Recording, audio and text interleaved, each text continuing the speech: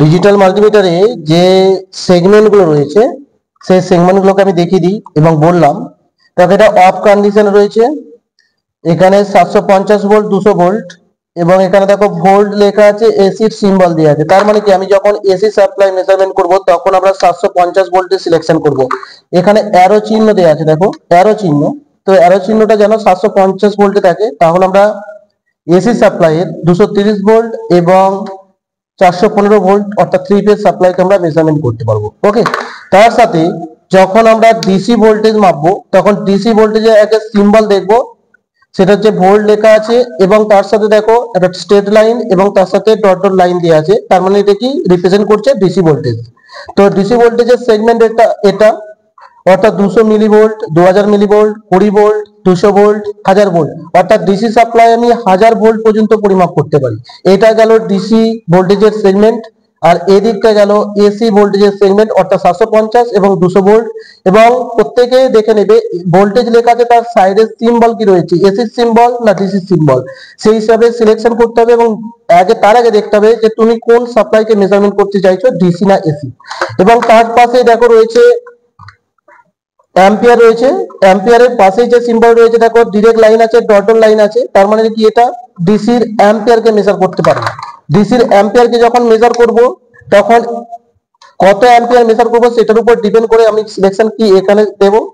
এবং তার সাথে দেখো এইদিকে এদিকে ওহম আছে, ওহমের সিম্বল রয়েছে।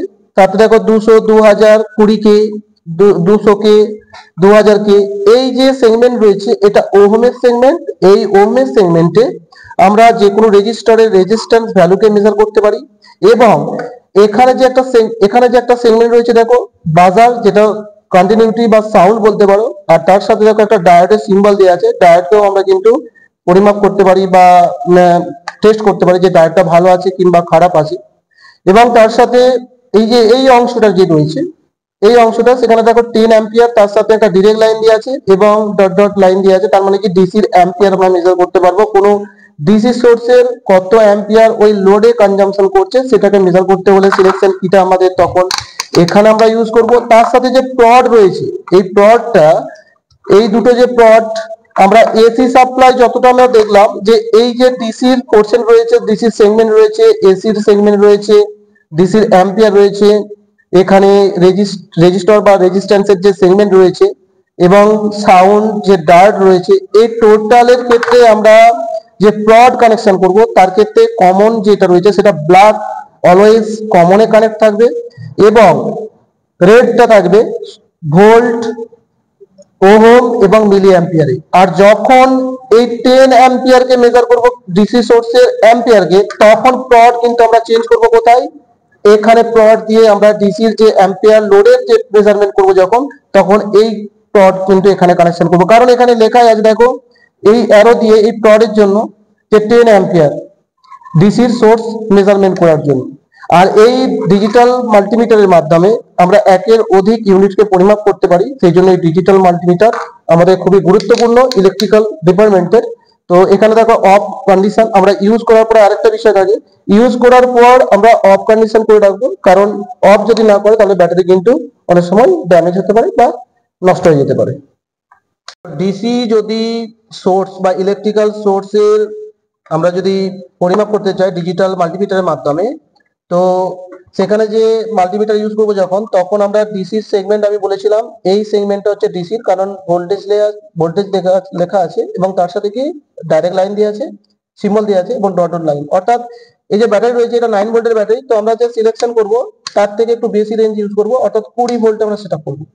এবং এখানে দেখবে কত ভোল্ট দেখাচ্ছে, 0.13 ভোল্ট দেখাচ্ছে এবং তার সাথে একটা মাইনাস সিম্বল দেখতে পাচ্ছ। তার মানে আমি যে প্রড কানেকশন দিয়েছি ব্যাটারিতে তাতে আমি উল্টো পোলারিটি কানেকশন করে ফেলেছি। তাহলে দেখবে আমরা যদি এই সাইডটায় পজিটিভ সঠিক পোলারিটি কানেক্ট করি তাহলে মাইনাস সিম্বলটাও কিন্তু দেবে না, দিচ্ছে না। যেই আমি ঘুরিয়ে দেব অর্থাৎ এইদিকে দেখো নেগেটিভ সিম্বল চলে আসছে, অর্থাৎ আমার প্রড সঠিকভাবে ব্যাটারির সাথে কানেক্টেড নয়।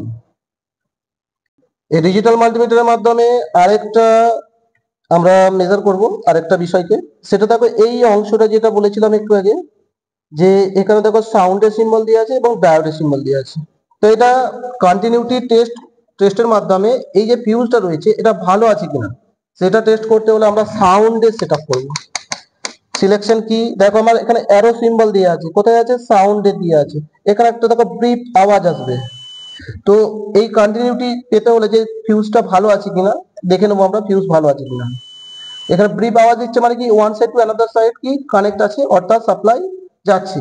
তো এই থেকে বোঝা যায় যে এটা ফিউজটা ভালো আছে। তো এই ডিজিটাল মাল্টিমিটারের মাধ্যমে আমরা কন্টিনিউটি টেস্ট করতে পারি, বা যে কোনো ডায়োডের আমরা কিন্তু টেস্ট করতে পারি। তো এখানে যে ডায়োড রয়েছে দেখো, ডায়োডের বিষয়টা দেখো, এখানে যদি আমরা টেস্ট করি একটা রিডিং দিচ্ছে, কারণ ডায়োডের একদিকে গেট থাকে।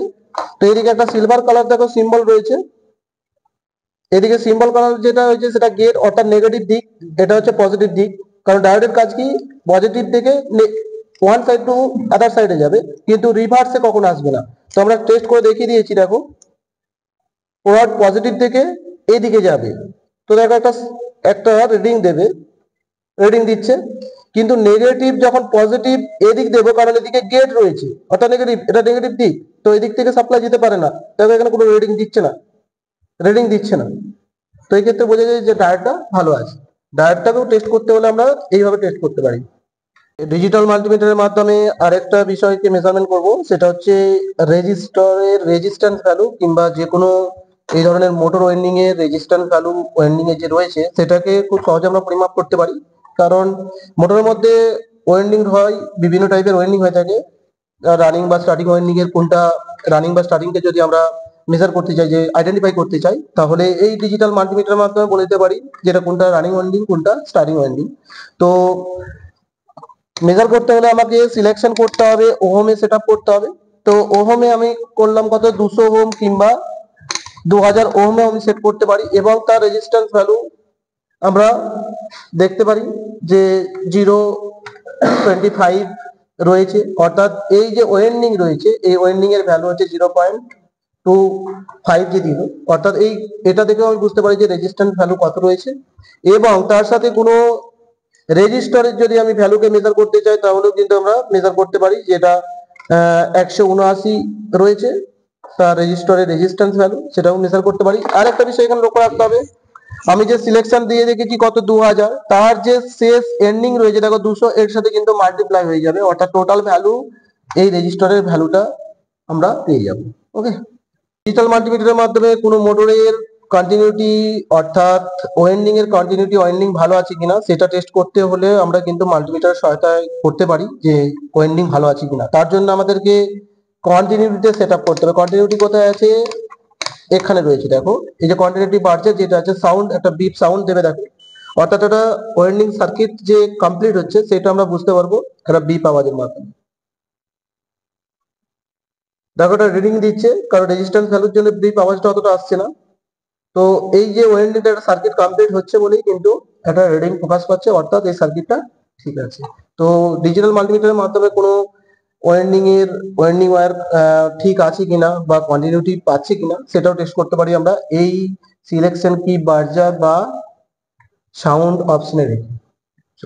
ডিজিটাল মাল্টিমিটারের মাধ্যমে আমরা এসি সাপ্লাই এর ভোল্টেজ চেক করব, সেটা সিঙ্গেল ফেজ সাপ্লাই। তো সিঙ্গেল ফেজ সাপ্লাই চেক করতে হলে বা থ্রি ফেজ সাপ্লাই চেক করতে হলে আমাদের যে মাল্টিমিটার রয়েছে এই মাল্টিমিটারের যে এসি ভোল্টেজ লেখা আছে এবং এসি সিম্বল দেওয়া আছে এবং তাতে যে 750 ভোল্ট লেখা আছে তাতে আমরা সিলেক্ট করব। অলওয়েজ আমরা সবসময় চেষ্টা করবো 750 ভোল্টে সিলেক্ট করে রাখা।